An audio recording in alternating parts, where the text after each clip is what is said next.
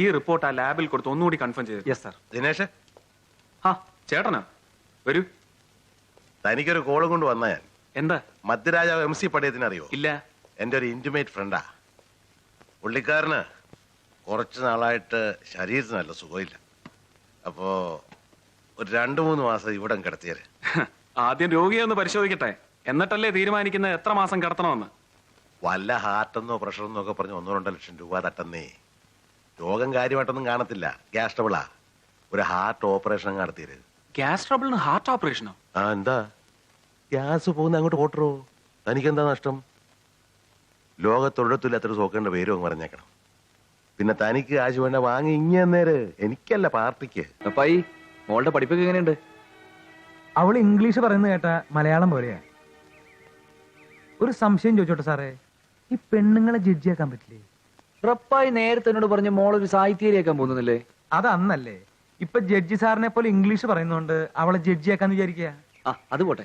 ഞാനെന്നാ തിരക്കിൽ ഇവിടുന്ന് പോയപ്പോ ഒരു നോട്ട് ബുക്ക് മറന്നു വെച്ചിരുന്നു. അതുവഴി ഉണ്ട്. കിട്ടിയോ? ആ, പിന്നെ താങ്ക്സ്. ആ സാറ് വന്നല്ലോ.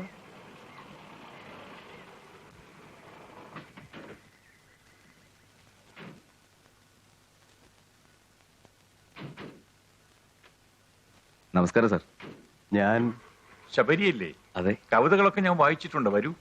Thank you. സാറിനെ പരിചയപ്പെടാൻ കഴിഞ്ഞാൽ വളരെ സന്തോഷം. കാറിലുള്ള സാധനങ്ങളൊക്കെ ഒന്ന് എടുത്തു വെച്ചേ. അയ്യോ, ഒന്ന് ശരിക്കും അവളി ഡാഡി.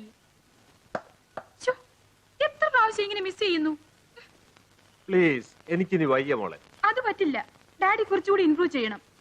പിന്നെ ഞാൻ ഈ വയസ്സുകാലത്ത് കളിച്ചിട്ട് ഇനി കപിൽ ദേവ് ആവാൻ പോകല്ലേ?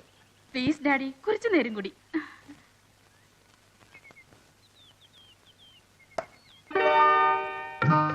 വണ്ടർഫുൾ കാറ്റ്, സമ്മതിച്ചു.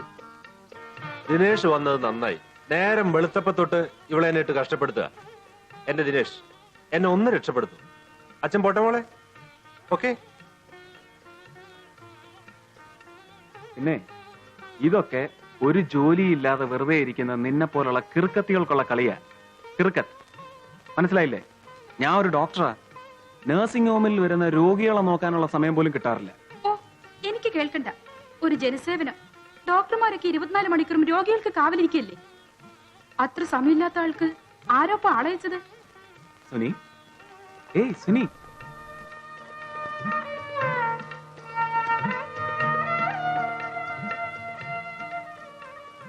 അപ്പോഴേക്കും പിണങ്ങിയോ? ആ, അത് പോട്ടെ. തന്റെ വക്കീൽ പരീക്ഷയൊക്കെ എന്തായി? കഷ്ടിച്ച് രക്ഷപ്പെട്ടോ? ഞാൻ LLB പാസ്സായത് ഇവിടെ ആർക്കും വലിയ ന്യൂസ് ഒന്നും അല്ലല്ലോ. അപ്പൊ പാസ്സായി? കോപ്പി അടിച്ചൊന്നും അല്ലല്ലോ? ആ, മാർക്ക് തിരുത്തി ഡോക്ടർമാരായവർക്ക് അങ്ങനെയേ തോന്നൂ.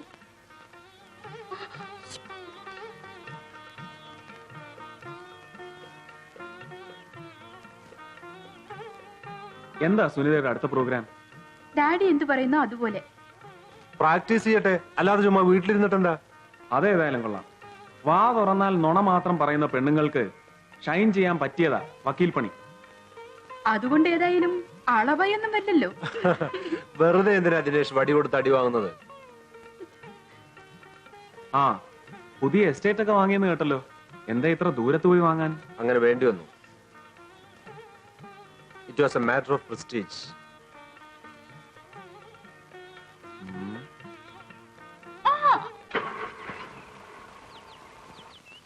ദിനേഷ്, ഞാൻ ദിനേഷിനോട് ചോദിക്കാൻ വിട്ടുപോയി. അച്ഛനെയാണെങ്കിൽ ഇപ്പൊ ഈ വഴിക്കൊന്നും കാണാറുമില്ല. അഴിമതി കേസോ എൻക്വയറി കമ്മീഷനോ എന്തൊക്കെയോ കേൾക്കുന്നു. ഒക്കെ ഈ പത്രങ്ങളിൽ വായിക്കുന്നതല്ലാതെ നേരിട്ടൊന്നും അറിയാൻ കഴിയുന്നില്ല. എന്താ ഇതിന്റെ സത്യാവസ്ഥ? അച്ഛൻ ആ കേസിൽ നിരപരാധിയാ. ആയിരിക്കാം, പക്ഷെ പുറത്ത് കേൾക്കുന്നത് അങ്ങനെയൊന്നും അല്ല. പൊളിറ്റിക്സ് അല്ലേ, പുറത്ത് കേൾക്കുന്നതൊക്കെ സത്യമായിക്കൊള്ളണമെന്നില്ലല്ലോ. മിസ്റ്റർ നാരായണൻ, സദാശിവൻ അഴിമതി നടത്തിയെന്നുള്ളതിന് വ്യക്തമായ എന്ത് തെളിവുകളാണ് നിങ്ങൾക്ക് ഹാജരാക്കാനുള്ളത്? സദാശിവൻ അഴിമതി നടത്തിയെന്നത് പകൽ പോലെ വ്യക്തമാണ്. ദർപ്പണമടക്കമുള്ള എല്ലാ പത്രങ്ങളും ഈ അണക്കെട്ട് നിർമ്മാണത്തിൽ നടന്ന കള്ളക്കളികൾ വെളിച്ചത്ത് കൊണ്ടുവന്നിട്ടുണ്ട്. ഈ മന്ത്രിസഭയ്ക്കെതിരെ ആഞ്ഞു വീശുന്ന ജനരോഷം തന്നെയാണ് അഴിമതി നടന്നു എന്നതിനുള്ള ആധികാരികമായ തെളിവ്. ഉത്തരവാദിത്തമുള്ള ഒരു പ്രതിപക്ഷ MLA എന്ന നിലയിൽ കൂലങ്കഷമായി ചിന്തിച്ചതിൽ നിന്ന് മനസ്സിലാകുന്നത് ഈ സർക്കാർ അഴിമതി തുടർന്നുകൊണ്ടേ ഇരിക്കുന്നു എന്ന് തന്നെയാണ്. അഴിമതിയിൽ ജനിച്ച് അഴിമതിയിൽ വളരുന്നതാണ് ഈ മന്ത്രിസഭ. കൂലങ്കഷമായി ചിന്തിച്ചാൽ മന്ത്രി സദാശിവൻ ആ ശൃംഖലയിലെ ഒരു കണ്ണി മാത്രമാണ്. സദാശിവനെ ബലിയാടാക്കി തങ്ങളുടെ അഴിമതികൾ മൂടിവെക്കാനും ജനങ്ങളെ വഞ്ചിക്കാനുള്ള ശ്രമമാണ് ഈ മുഖ്യമന്ത്രി നടത്തുന്നത്. അതിനാൽ മുഖ്യമന്ത്രി അടക്കം അഴിമതിയുടെ ചെളിക്കൊണ്ടിൽ ആണ്ടുകിടക്കുന്ന സർവരും കുറ്റവാളികളാണെന്ന് അംഗീകരിച്ച് മുഖ്യമന്ത്രി രാജിവെക്കുകയാണ് വേണ്ടത്. മിസ്റ്റർ നാരായണൻ, ഇതൊന്നും തെളിവുകളെ ആകുന്നില്ല. എന്തായാലും ഈ മുഖ്യമന്ത്രി രാജിവെച്ചേ തീരൂ. പ്രതിപക്ഷത്തിരിക്കുന്നവരെ സമയത്തോളം അഴിമതി ആരോപണം ഉന്നയിക്കാൻ എളുപ്പമാണ്. എന്നാൽ അഴിമതി എന്നല്ല, ഭരണം പോലും നടത്താനാവാതെ ഇറങ്ങിപ്പോകേണ്ടി വന്നവരാണ് ഇന്ന് പ്രതിപക്ഷത്തിരിക്കുന്നവർ. അവരാണ് ഈ ആരോപണം ഉന്നയിക്കുന്നതെന്ന് നിങ്ങൾക്കറിയാം. എന്താണ് അവരുടെ ആരോപണം? ആരോ പണം വാങ്ങിയെന്ന്. ഈ ആരോ പണം വാങ്ങി എന്ന് പറഞ്ഞ ആരോപണം ആവില്ല. ആര് പണം വാങ്ങിയെന്നാണ് നിങ്ങൾ മനസ്സിലാക്കുക? ആരോ പണം വാങ്ങി, അത്ര തന്നെ. മന്ത്രി സദാശിവൻ അണക്കെട്ട് നിർമ്മാണത്തിൽ അഴിമതി കാണിച്ചു എന്ന ആരോപണം അടിസ്ഥാനരഹിതമാണെന്ന് ഇതിൽ നിന്ന് വ്യക്തമാണ്. ഇനി മറ്റൊരു ആരോപണം, ഞങ്ങളുടെ പാർട്ടി ഭരണത്തിൽ ഇരുന്നു കൊണ്ട് സ്വജനപക്ഷപാതം കാണിച്ചു എന്നുള്ളതാണ്. ഞാനൊന്ന് ചോദിക്കട്ടെ, ഇവിടെ ഇതുവരെ ഭരിച്ചിട്ടുള്ള ഏത് രാഷ്ട്രീയ പാർട്ടിയാണ് സ്വജനപക്ഷപാതം കാണിക്കാതിരുന്നിട്ടുള്ളത്? ആ വെട്ടുകുഴിയുടെ താളത്തിനൊത്ത് തുള്ളിയോണ്ടാ അച്ഛൻ ഈ പരുവത്തിലായത്. അമ്മ എപ്പോഴും പറയാറുണ്ടായിരുന്നല്ലോ അച്ഛന് രാഷ്ട്രീയം പറ്റിയതല്ലെന്ന്. മന്ത്രി കസേരയിൽ എന്നും ഇരിക്കാമെന്നുള്ള ധാരണയൊന്നും എനിക്കില്ല. പക്ഷെ ഈ ഒരു സാഹചര്യത്തിൽ അധികാരം നഷ്ടപ്പെട്ടാൽ എല്ലാ ഗ്ലാമറും നഷ്ടപ്പെടും. അത് നിന്നെയും ബാധിക്കും. നിങ്ങളുടെ വിവാഹം ഉടനെ നടത്തണം. ഞായറാഴ്ച ഞാൻ അങ്ങോട്ട് ചെല്ലുന്നുണ്ട്. തമ്പിയോട് വിളിച്ചു പറഞ്ഞേക്കും.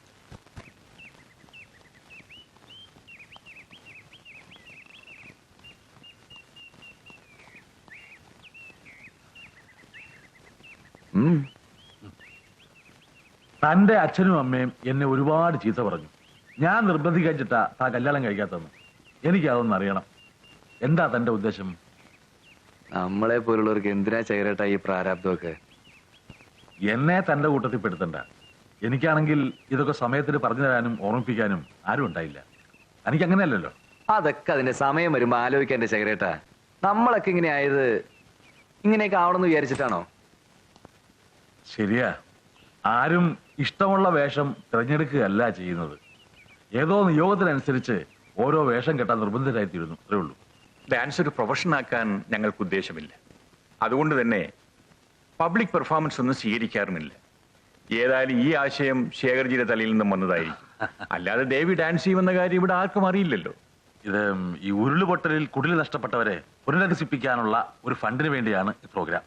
അതുകൊണ്ടാണ് ഞാൻ ഇവരോട് കൂടിയത്. 16-ാം തീയതിയാണ് പ്രോഗ്രാം ടാഗോർ തിയേറ്ററിൽ.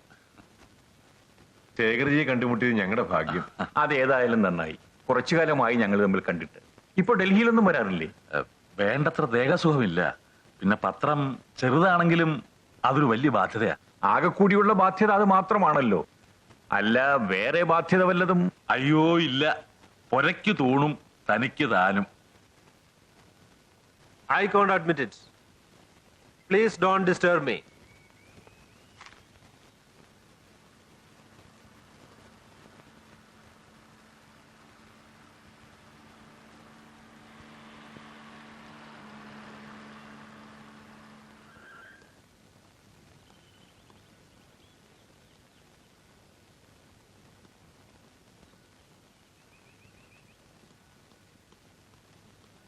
സദാശിവനോ?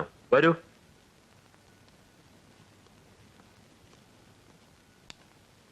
ഇരിക്കൂ.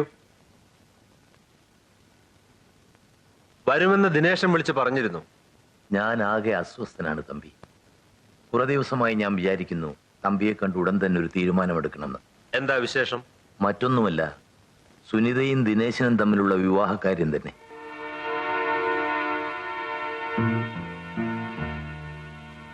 നമ്മൾ അങ്ങനെ ഒരു കാര്യത്തെക്കുറിച്ച് ഇതിനു മുമ്പ് സംസാരിച്ചിട്ടുണ്ടോ? അവര് തമ്മിൽ ഇഷ്ടമാണെന്ന് തമ്പിക്ക് അറിഞ്ഞൂടെ? ആയിരിക്കാം. അതുകൊണ്ട് ഞാൻ അവളുടെ അച്ഛനാണ്. എനിക്കും ചില തീരുമാനങ്ങൾ ഉണ്ടാകുമല്ലോ. തമ്പി എന്താണ് പറഞ്ഞു വരുന്നതെന്ന് എനിക്ക് മനസ്സിലാവുന്നില്ല. തുറന്നു പറയാം, ദിനേശനും സുനിതയും തമ്മിലുള്ള വിവാഹം നടക്കില്ല. അവര് പരസ്പരം ഇഷ്ടപ്പെട്ടതല്ലേ? ഇത്ര പെട്ടെന്ന് ഇങ്ങനെ ഒരു മാറ്റത്തിന് അവർക്ക് സാധിക്കുമോ? നന്നായിട്ട് ആലോചിച്ചാണോ തമ്പി ഈ പറയുന്നത്? ഇനി ആലോചിക്കാനൊന്നുമില്ല. എന്റെ തീരുമാനത്തിൽ യാതൊരു മാറ്റവുമില്ല. വെറുതെ എന്നെയും എന്റെ മകളെയും പത്രവാർത്തകളിലേക്കും കവലപ്രസംഗങ്ങളിലേക്കും വലിച്ചഴിക്കരുത്.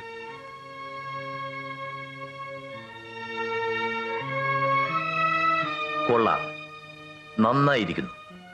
ഒരു രാഷ്ട്രീയക്കാരന് പോലും ഇത്ര വിദഗ്ധമായി കാലുമാറാനാവില്ല.